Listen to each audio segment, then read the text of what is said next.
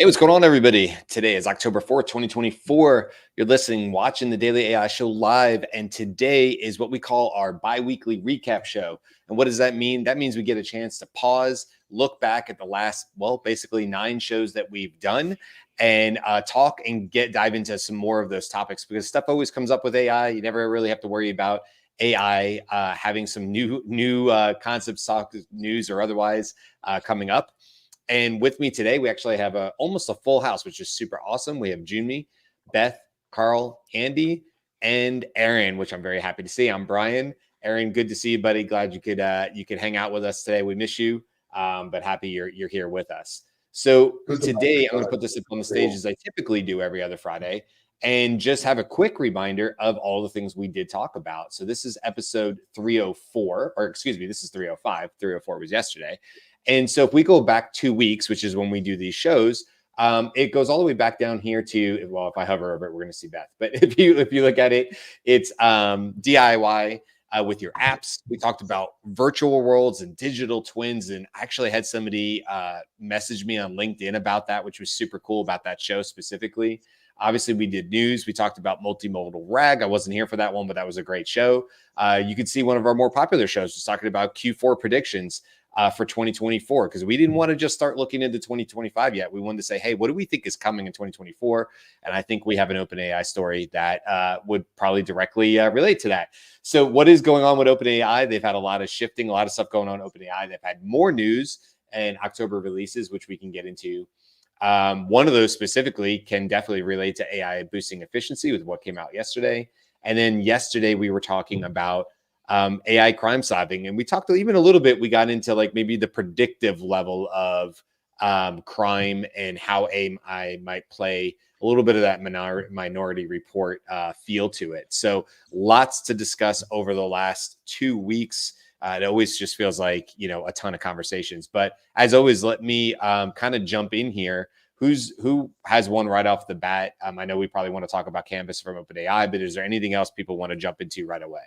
Carl, go for it. I do. And it was one I wanted to bring up on Wednesday. So I think it's kind of resolved now, but it was the longshoremen and their strike. I think it went to day 3, and then I believe the wages were negotiated. So they're going back to work, but it wasn't the wages necessarily that I was looking at. It was the part of their bargaining where they wanted to ban automations. And so as you know, like, it's a pretty dangerous job, right? Like, there's some room for error, right? If you get the cargo container, if it falls on you, like, there's like heavy equipment and so on. So, and I was listening to, I can't remember a podcast yesterday where this happened actually 1971, where they did a strike, but part of it was on containerization, where the longshoremen would, take off all the goods off a boat, but now it would be containers. So I think it was an interesting battle that I thought would have gone a little bit longer, but surprised that they obviously and that's great because it's, people get back to work, but also like, the economy moves with the things ship. And I don't know if you actually heard it went viral. I think their union boss, I can't remember his name. He went viral and saying like, this is what we're going to do. And in week 1, this is what's going to happen. Week 2, car salesmen will lose their jobs because there won't be any cars. Week 3, there'll be stores will be shutting down because there'll be no products coming in. So, but I think that it's an interesting fight from 1971 to here because of the automation. And if you think about it from a business perspective too, well, wouldn't it be easier if a lot of that work was automated? And the one last thing I wanted to point out was the same union. I can't remember his name. I really want to say it. He wrote I think an op-ed last week, and he blasted EasyPass. Now, I don't know what EasyPass is, but from what I read, it was instead of somebody sitting, I think, at a toll booth collecting money, it's an EasyPass. So you just go. Yep. And he said he hates the EasyPass because people forgot about the union worker who did that job. But then the response to that is like, well, people want more efficiency. So why would we care when instead of having long lineups to pay, we can just, our cars can go through. So again, like a very fascinating, like just turn of events, his thoughts were. And if that automation, I think it's inevitable, people will lose their jobs. And it's automation. There's a bit of AI into it too. So I thought that was a really fascinating news story that I thought would go longer, but seems like it's resolved. Yeah, I mean, in Florida, I mean, Carl, like, and in Georgia and all other parts of the country, in the States at least, in Florida, though, we have toll roads everywhere. And just since I've lived here in Florida since 2008, certainly up near Beth, I'm sure out in California as well on the West Coast. But since 2008, they've done away with, I'd say 90% of the toll booths. Because automation got to the point where the cameras were sophisticated enough to get good pictures of the back and front of the plates and all those kind of things. And so now, even just 3 miles down the road from me, I have a major turnpike that we use all the time, and it's called Sun Pass. That's what's called here. It's called Peach Pass up in Georgia and other places, and they're also interconnected. So I can use Peach Pass when I'm in Georgia. It also works with Sun Pass down here. Easy Pass is one of the larger conglomerates of that as well. So yeah, it's interesting, right? Because I used to have to stop at a toll booth. You used to have to throw the change in. You had to try to make the shot, put the 2 quarters in there and get on your way. You had to travel everywhere. When I was in college, everywhere you went in Florida, you had to travel with a big old change, bin, because you had to have money to get through the tolls. And now there's literally no stopping. You never slow down. I mean, there's still some places where you go through the toll booths and you have to slow down just to go through them, but they're not operational because everything now is done through cameras, automation, even all the way through renting cars. So it used to be with rental cars, that was a holdout, right? Well, now what they do is if you rent a car, when I had my big kerfuffle coming back from Europe, and I had to drive from basically Beth's house back to mine, not really Beth's house, but that area. And it was a 17-hour ride.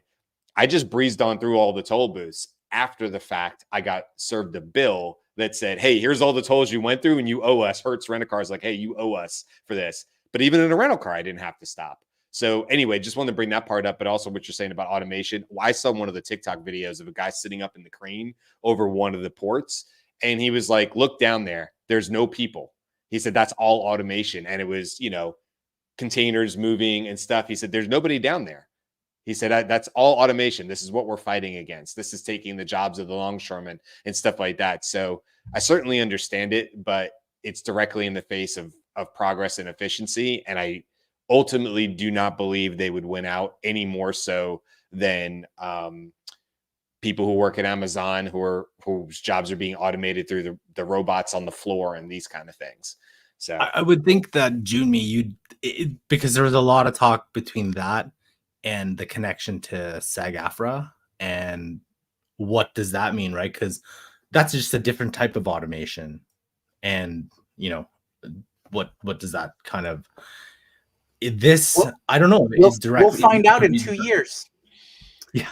Because the deal was only for 3. The contract for us was 3. So we'll see what happens after 2 years. What is the California law did change. So so there's a little more protections on that side of things for Hollywood specifically, because they put in a requirement for producers to have direct consent from actors before they're put into things. So it's been settled a little bit in that direction, but yeah, automation is going to be, I think, in a general sense, a more hot button issue for people. It comes from the needs of the masses or the consumer saying, yes, we just want it easy and consistent and a stronger supply chain versus, yes, we understand that there are people involved doing these jobs. And longshoremen, I don't know if I can speak for anybody else in Hawaii, but the whole shipping industry in Hawaii that's always been a hot button issue, because it is responsible for 99% of all goods in the state is through shipping.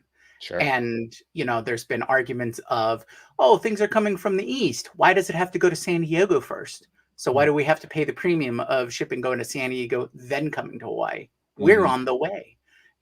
Why do we have to meet these other requirements for going, that stack on additional taxes and costs? It's one of the reasons why you pay for, a $10 gallon of milk in Hawaii. So this is a hot button issue, and I think we'll be discussing it for quite a while, and in an accelerated pace because of these improvements in AI and automation as a whole. Well, and for the longshoreman job, like ideally, if that level of job and income could be replaced for people, and they could be retrained for something that is slightly safer, that might be like a good move sort of all around, right? Because part of this is that if the robot gets broken because it's lifting something that's way too freaking heavy, those parts can be replaced, or the new robot, right? Like, I mean, part of the efficiency in this is the inefficiency of human bodies with the kinds of things that we need to do. And the last news that I saw is that there's a tentative agreement, and the strike was suspended for until January 15th. So it's not fully resolved, but it is resolved enough that they're coming back to the table, and there's a tentative agreement for that. Yeah, and what I saw here on CNBC is that they were asking for, among other things, I'm sure, but an increase of $5 per hour for each year of the 6-year contract. That's either they're highly underpaid, or that is I would love to have those right. Yes. I would like to be paid $5 more every year for the next 6 years per hour. That means a wage increase of 61% over the 6 years under the tentative agreement. I do not see anything here, though, at least in CNBC One, specifically about automation or AI. It's just talking about it being suspended, as you just said. That there was already rising costs, so we were already, even like the 3 or 4 days that it lasted, we were already seeing the effects of this, as the rep was saying, and that that it's suspended. So yeah, really interesting there, but certainly not the first or last. And is, AI and automation is going to touch all the other industries. Think of something like offshore drilling, widely considered to be one of the most dangerous jobs. A lot of people, get hurt, lose limbs, lose lives on those platforms. How much of that is going to go away, as you said, Beth, because of the inefficiency. Boston Robotics is coming for your job, people. What was that, Aaron? Sorry. Boston Robotics is coming for your job. Yeah, well, yeah. Those types of jobs, sure. Yeah. If it's saving lives, but it's also like, it's making it safer, but it's also pushing people out of their, their livelihoods and their career, which I totally understand.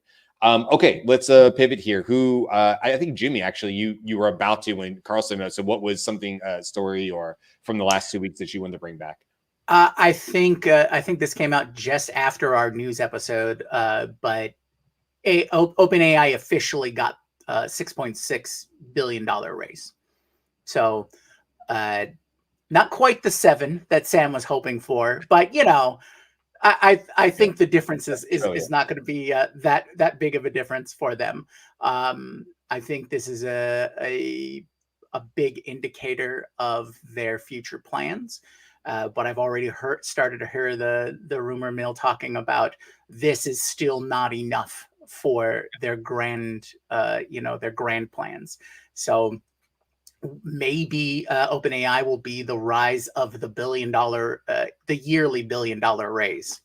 I don't know, but I think it's significant enough to mention that they did get that, and it's one of the largest raises that I think they've had. Isn't it the largest raise? Isn't it I think largest? so. I think so. I didn't verify that, but they also got a $4 billion line of credit or whatever else on top of that. So it's like, if they have cash to burn, but there was one I heard it from somewhere where, like, if they start wanting to get into developing nuclear reactors, 6.6 billion means nothing, where you need like $100 billion to actually land. And so I don't know how that's gonna come into, like, who I don't know very like outside of probably the Middle East, the Saudis, probably very few would have Well, hundreds. you're definitely talking about the sovereignty fundraising level, Yes. right? It's like, Yes. oh, Sovereignty it's fundraising. nations now. We Yes. only talk to nations because they're the only ones who can put the tens of billions together that we No need. kidding. Hundreds of billions, not tens. Hundreds of billions. Hundreds of billions. By the way, Axios says yes. Oh. I did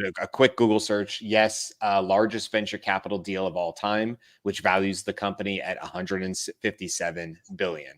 So that's where they currently stand on that. Yeah, they remember unicorns 1 billion. Oh, it's like chump change.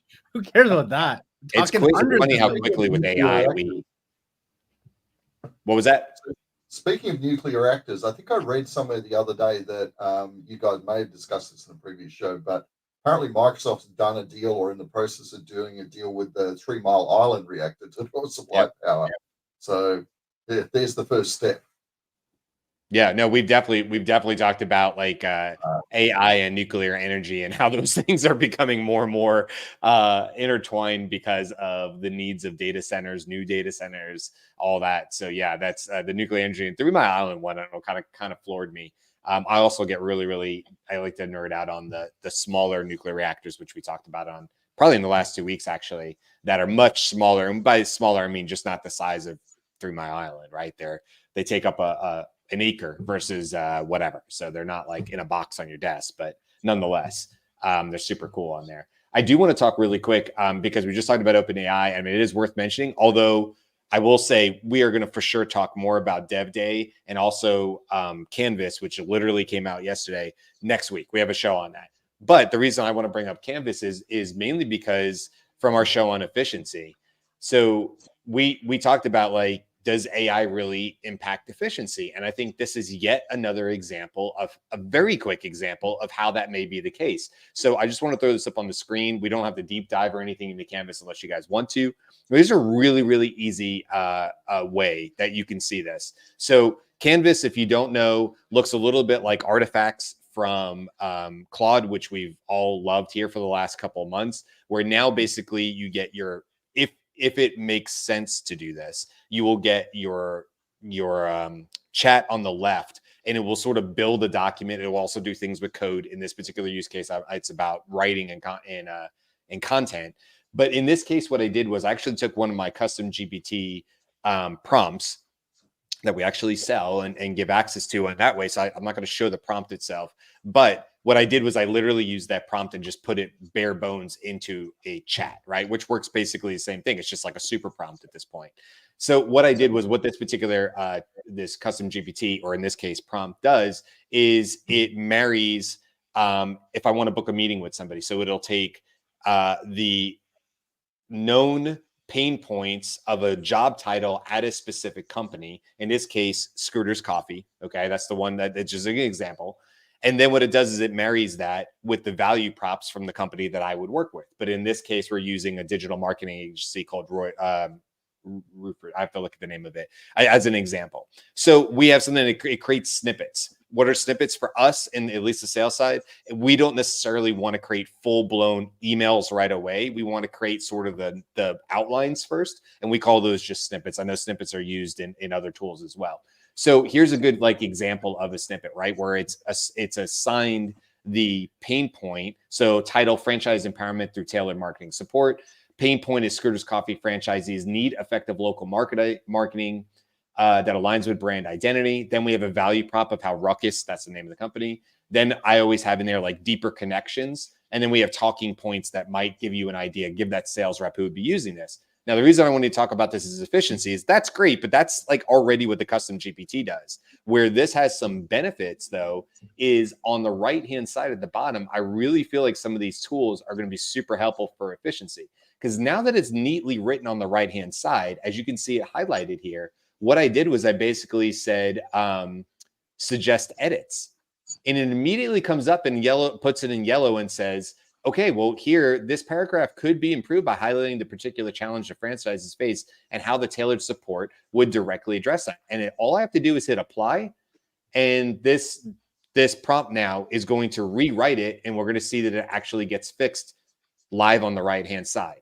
That's and a huge, just tiny, but huge efficiency gain for somebody like a sales rep who's going to be using a tool like this to get basically, not only is it giving you the feedback and the snippets, but now it's saying, hey, I think there's ways we could actually make this better based on all the research that was done at the top for this prompt. So just wanted to bring that up. I know we're going to dive deeper into Canvas. Wanted to get your guys like maybe initial feedback on that or initial thoughts about what you've seen. It's been less than 24 hours, but right away, I can see this as a huge improvement as an efficiency tool within ChatGPT. So bravo to them for releasing this.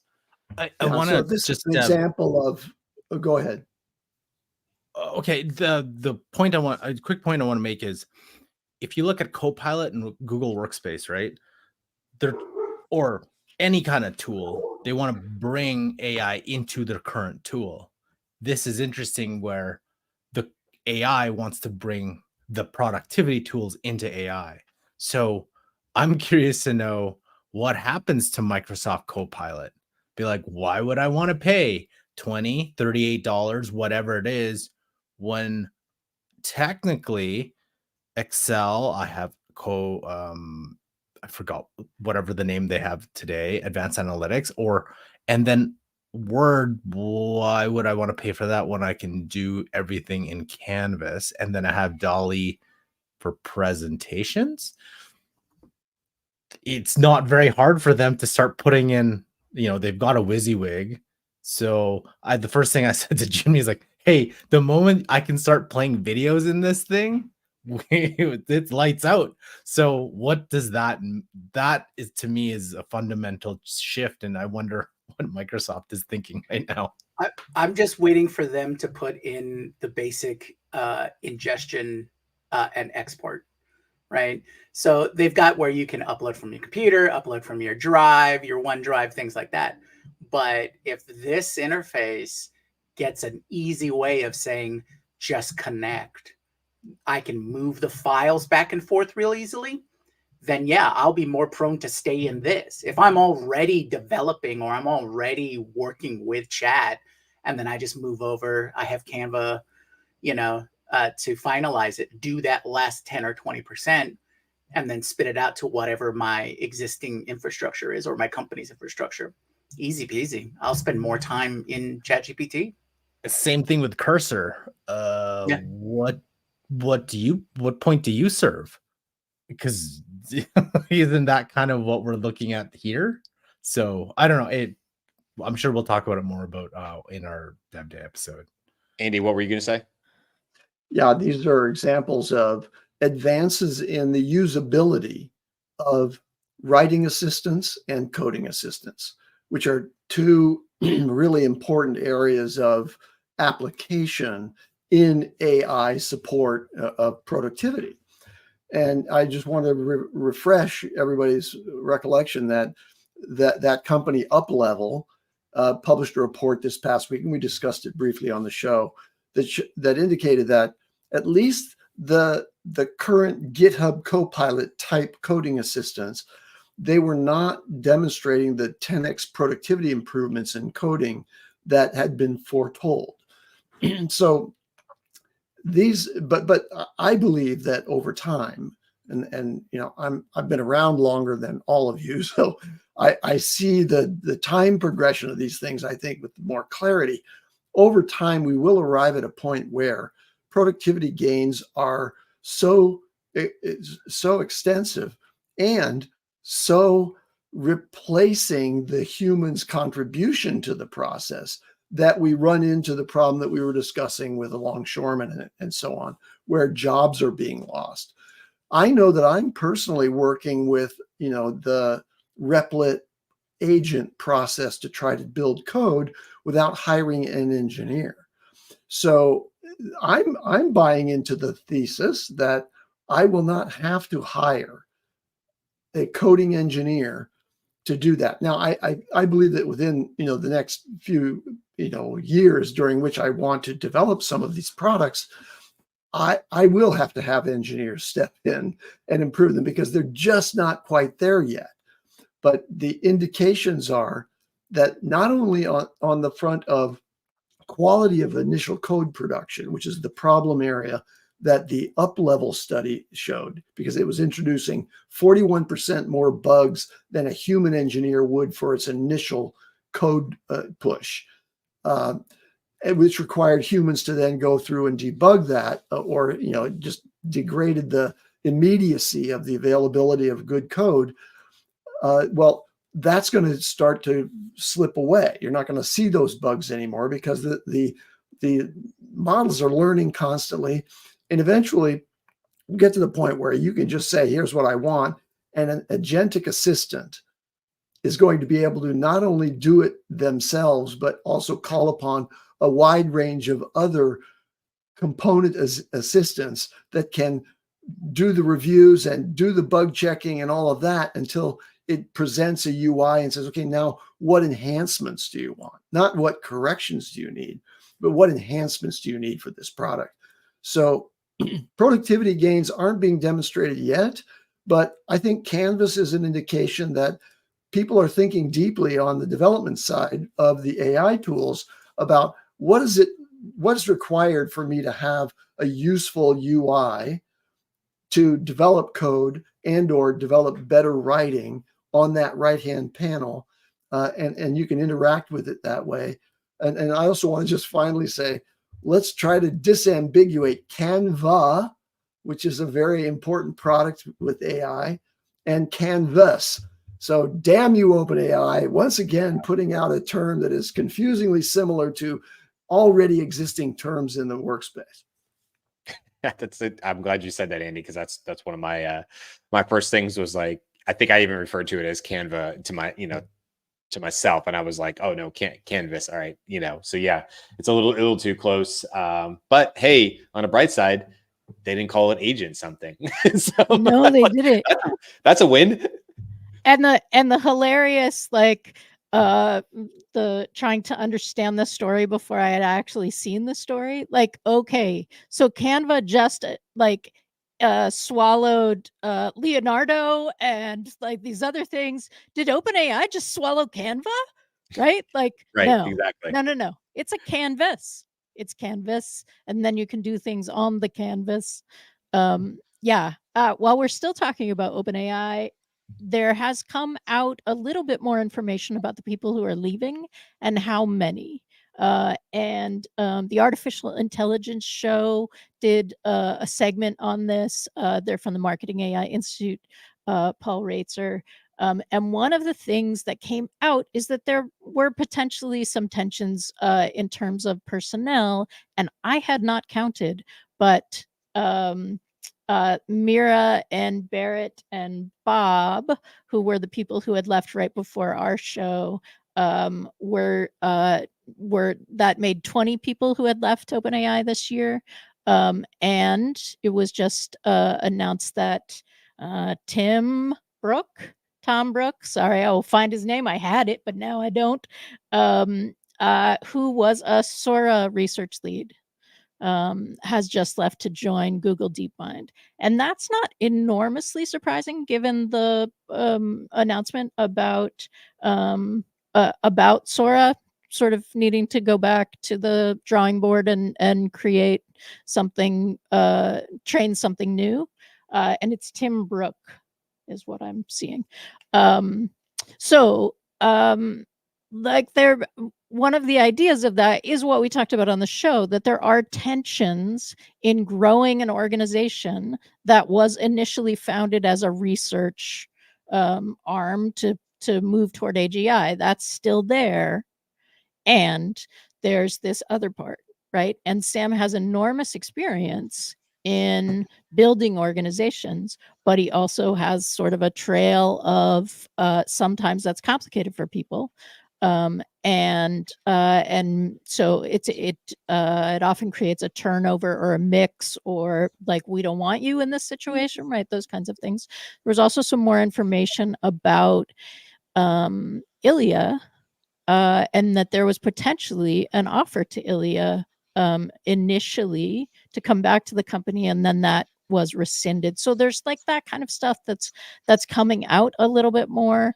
And I know Carl is often like saying, "Hey, that's speculation." These were sourced to the Wall Street Journal and the Atlantic, so that's why I'm referencing them. These are not all X vibes and hot takes, but Can I make a quick, definitely growing pains, right? yeah. Can I make a quick prediction? At some stage, I think OpenAI will be just Sam with the AGIs in the background running everything else. But we'll be gone and he'll control the whole damn thing. Anyone, Well, anyone and the interesting part of this is whether OpenAI really has a moat, right? I mean, if the game is attention and money and power, now you're bringing back Google, right? And Microsoft and Apple and Meta. I don't think OpenAI has a moat. They're really good at what they're producing right now, and it's at the front of the pack. But that's not to say Elon doubling his data centers, which he said he's going to do. You know, with Grok couldn't easily outpace it with compute alone, and we know that's only one part of like a three-legged stool. But who's to say? I think most people are still saying compute is ultimately the biggest indicator of what an LLM can do. So if you can win the race with compute, yeah, I mean, I think some of the moat disappears for OpenAI.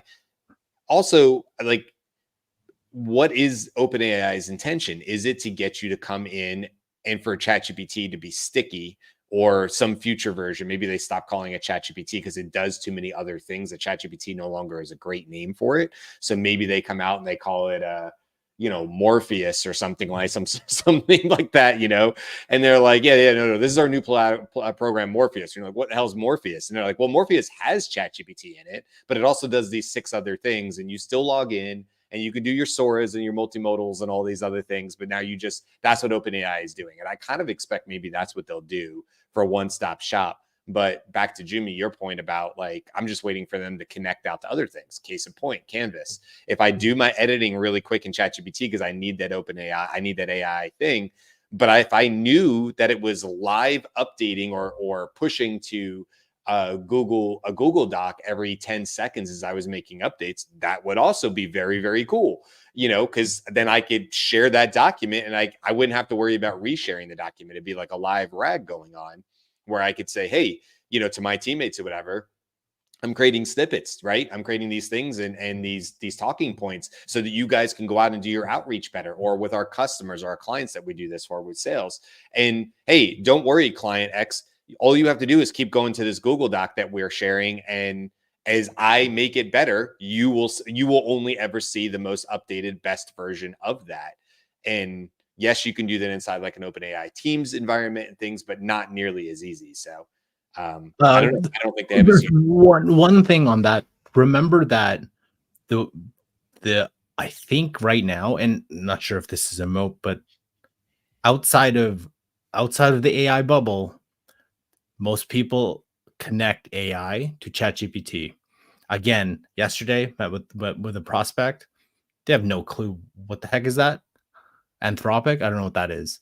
And Google's like barely there, but everything right now is ChatGPT. So if you have that mind share, it reminds me back of when Google became Google. There's a whole bunch of search engines, but everyone made, just Google it, right? And that was, I don't know if they were the best search engine. Maybe they were, but there was a bunch of them. Bing, Yahoo, Ask Jeeves, like, I think there was one that in like web crawler or whatever it was. There's a whole bunch of them. But I think like if you have that, the mainstream, that is what everybody knows and only knows, especially if you have like younger generations just using that, then why would you switch?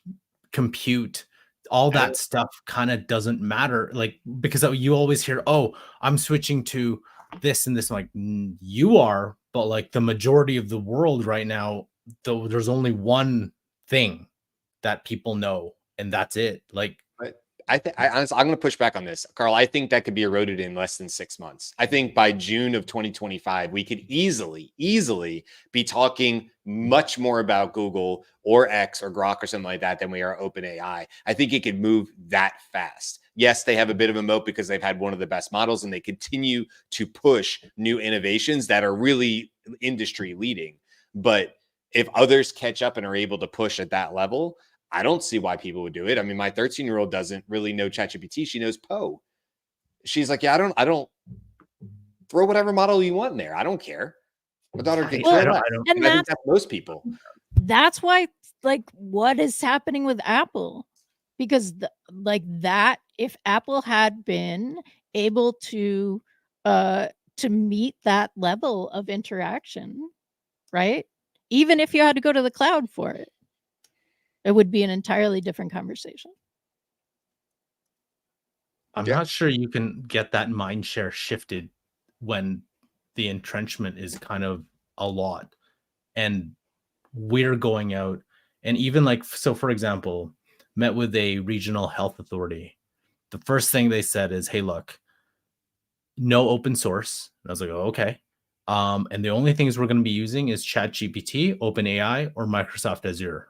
That's it. I was like, are you sure? There's like, and they're like, no, that's it. It's like, I cannot recommend anything else. That's the path that you play in. And so that's why I was like, oh, okay. So when I hear that on ground, I don't know how you flip that. Like I feel like I'm hearing that and I'm like, damn, that's entrenched. Like I didn't have any room for argument. And that's like a government organization. So that's why I was like, oh, it's an interesting, I'm just relaying like what I'm hearing and listening to versus, oh, we can switch. I was like, there's some tools that are much better, but the entrenchment is more and more and more and more to the, I don't know, where is that point where like, I don't know anything else but this. So I don't know any other search tool but Google. So anyway, it's fascinating, but I could be wrong too and be like, oh, and we actually don't know if there's a new thing that none of these AI labs and this new thing comes out and be like, oh, it's better than everybody else. You just need a lot of money to do that. Yeah, if you look in the commercial business world, for example, set aside AI for a sec. What's the default standard for a lot of corporates and governments? And it's probably something like Microsoft, the Office 365 infrastructure, all that kind of stuff. And it's been like that for years. Yeah, good or bad is neither here nor there, but it's the default standard that most of them use and have used for 10 or 20 years. I do agree that things are something that's a real game changer may switch that, but it's still a big ask for people to say, hey, yeah, we're going to try this no-name open source LLM because it's actually better than everyone else's. You take a lot of work to get the big guys to switch and change everything around. I want to add a perspective on this. I think that the pace at which change is happening, driven by AI primarily, is going to make it easier to disrupt a major, entrenched position like OpenAI's. If you think about it, all of your work, Carl, at the application development level for your clients, you're building your stack in such a way that it's agnostic to which model is being used on the back end. And ultimately, you're going to find that, okay, they have trust in OpenAI right now. I think partly because Microsoft has put their blessing on it, right? So they're saying, look, we're a Microsoft shop. We want to do that. But the tools that you build, ultimately, they'll probably develop better comfort where something comes through that's disruptive, much better than what OpenAI's track has developed. But it's also possible that every one of these things is going to be parallel and at parity with each other. Because that's really another observation that we make, which is there's not a huge amount of difference between 4.0 and 3.5 Sonnet in terms of coding capabilities, right?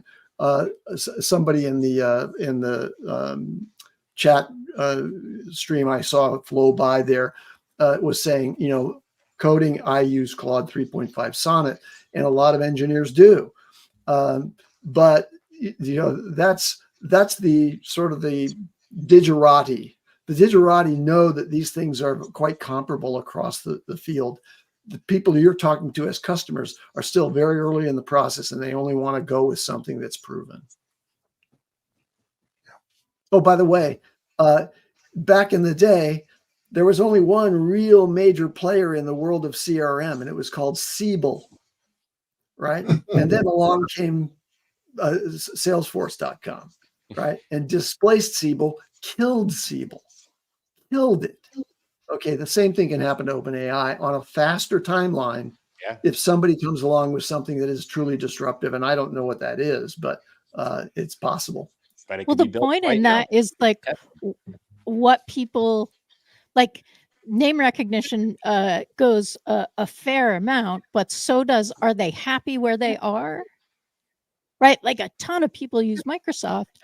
I don't hear like, oh, we're so excited about Microsoft. We love Microsoft. Who And said in that? fact, the thing that I hear when people are like, no, we're going to stay with Microsoft, is that they're like, I don't want to spend that much time learning something else.